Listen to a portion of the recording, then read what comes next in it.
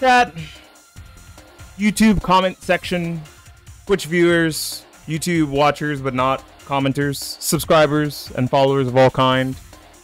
Most of you probably know that I'm a hater. I'm a big time hater. I like to talk about things that make me upset more than I like to talk about things that make me happy. And I think that's a normal psychological response. Most people talk about and think about their losses over their wins. There's an entire philosophy study on it called loss aversion. Loss aversion is the psychological concept that outcomes that are interpreted as losses hurt more than concepts that are viewed as gains or wins, right? So losses will hurt twice as much as a win will feel good, in layman's terms, right? Say you're playing a game where you have to bet someone, and if you win $10 for your 5, you feel good, but if you lose your $5, you feel worse than if you had won the 10. As simple as that, right? That's a very normal and layman's terms way to describe loss aversion. Now, loss aversion is not only usable in psychological and economic perspectives, it's also used in gaming perspectives. Moreover, gambling or in the gaming ecosystem, free-to-play video games. Loss aversion in a free-to-play sense is basically when a game or let's say a game puts a reward in front of you that you've earned, that you've clearly 100% earned. It's yours. Don't lose out on what you've earned. Generally by not paying. In other cases, the most noticeable case, the most normal case, is by not playing, right? We can talk about, from the get-go, as I move over to the live screen, the most simple form of loss aversion in free-to-play video games, and that is the Battle Pass. You buy the Battle Pass, no matter how much it costs. 120 gems in the case of, yo, how you doing, Cheery? 120 gems in the case of Rumble Club, which means that we're looking at something like, I don't know, $7. Okay, $7. Let's say $7 is your Battle Pass for the season. You hope I'm well? I hope you're well too. Thanks. I'm doing okay. Hope you are. And you start at 1 or 0, rather. I think it's 1, right? You start at 1, and you got to make it all the way to level 60. In some, you got to go all the way to 100, right? And the way it works is you've already paid for the pass. You've already bought the pass with your 120 gems, and these are all the rewards you could earn by playing the game. Like, hey, don't lose out on these cool rewards by not playing. That is a form of loss aversion. Pretty simple one that I don't find too intrusive.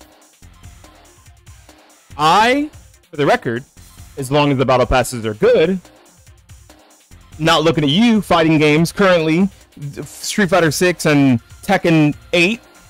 When the battle pass is good, I don't mind the psychological aspects of loss aversion when it comes to a battle pass. If the rewards are good enough and the time to complete a battle pass is decent enough or not so time constrained, it feels okay. For reference, I have like 60 hours of Rumble Club under my belt. I'm already done with the battle pass. I'm already done. I'm like 8 levels over, but it stops at 60 and then you just go to infinity. Okay? I'm like 8 levels over already. I've done a lot of battle pass grinding my day. I've finished almost every Fortnite battle pass to ever exist since chapter 2. For reference. Okay? There's been a few seasons I've missed in the middle, maybe chapter 3. The few seasons I've missed from chapter 3 onwards, maybe like 2 or 3, but most battle passes in Fortnite, I finish. I'm already done with this Fortnite battle pass. There's still a month to go, right? Or a few weeks to go. So, I don't want to talk about that. I want to talk about how to piss off your community and do something that feels significantly more scummy when it comes to monetization and microtransactions. I want to talk about Rumble Club's first event. Rumble Club's first event is called the Summer Games. The Rumble Club Summer Games. Now, my overall thoughts on this event is it's really easy to complete. I've already finished the event. I don't play that much. I could probably play a lot more. There's 12 days left. I already have all the rewards unlocked, right? They unlock in 7 days, 3 days, 1 day, or 8 days, 4 days, 2 days, and these unlocked today or yesterday, right? So, the way we can view this is I already have all these rewards. But within 12 days, if I don't complete this tier that costs $7.99, I'm sorry, $6.99, $7 as it were. If I don't complete this tier, I lose everything else on the track rewards. This is a form of loss aversion that unfortunately feels significantly more predatory and scummy.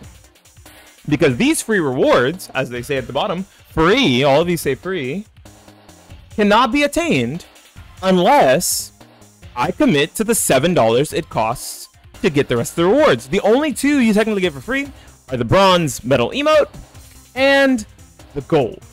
Now, while I'm broke, I like supporting games that I like. I supported Rumbleverse when that was a game. I support Outrage Fight Fest. I bought a friend a copy of the game since I was given the game for dealing with, you know, all the pre-alpha stuff. They gave me a copy, and I appreciate that. But I bought a friend the game to make sure I was supporting the game in some way because I like it. It's a small indie game. You guys can have my $9. It's no problem at all. Rumble Club, on the other hand, is a free-to-play game. And the vast majority of people who play free games never put a dime in. And this stops them.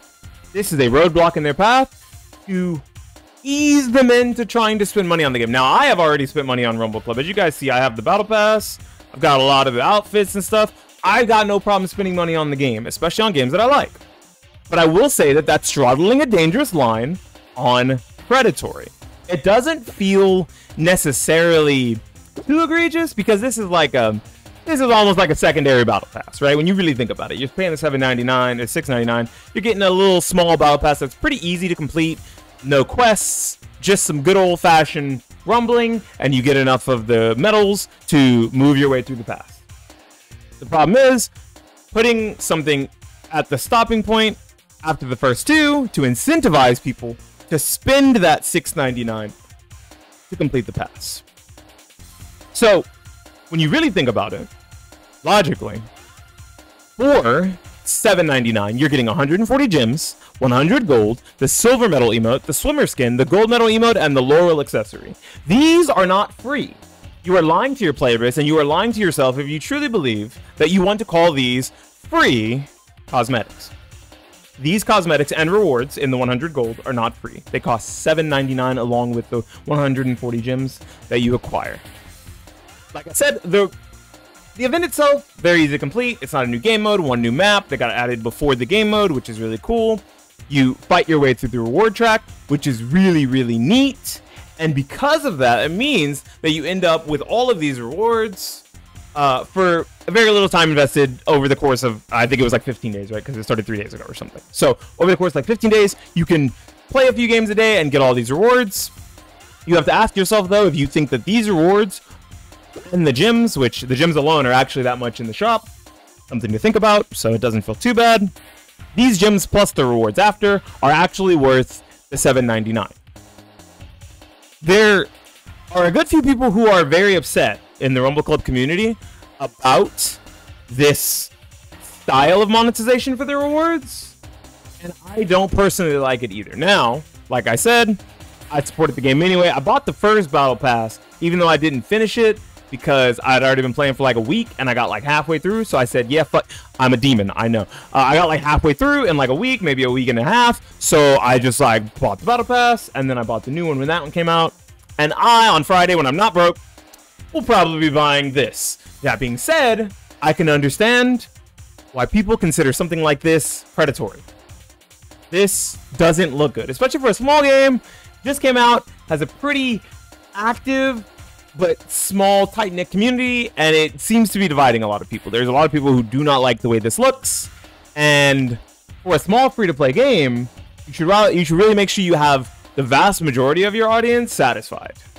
Easiest way to put it. Right, I think that there's a lot of other psychological tricks when it comes to keeping free-to-play players and free-to-play games enticed, or free-to-play games, rather, enticing. But this is one of the big ones. Loss aversion bias is huge.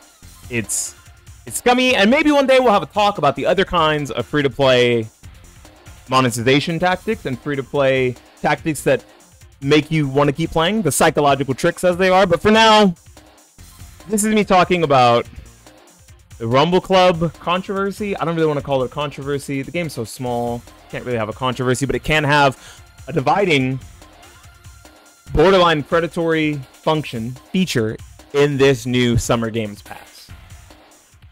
If you have never played Mumble Club ever before, if you've never played really any free-to-play games, if you don't like free-to-play games, if you don't like battle passes, if you don't like in-game monetization, leave that in the comment section down below. Talk about it. Give me some reasons why.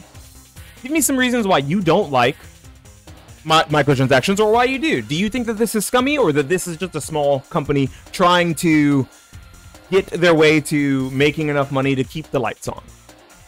Would you support something like this, or would you run for the hills and never touch a game like this ever again?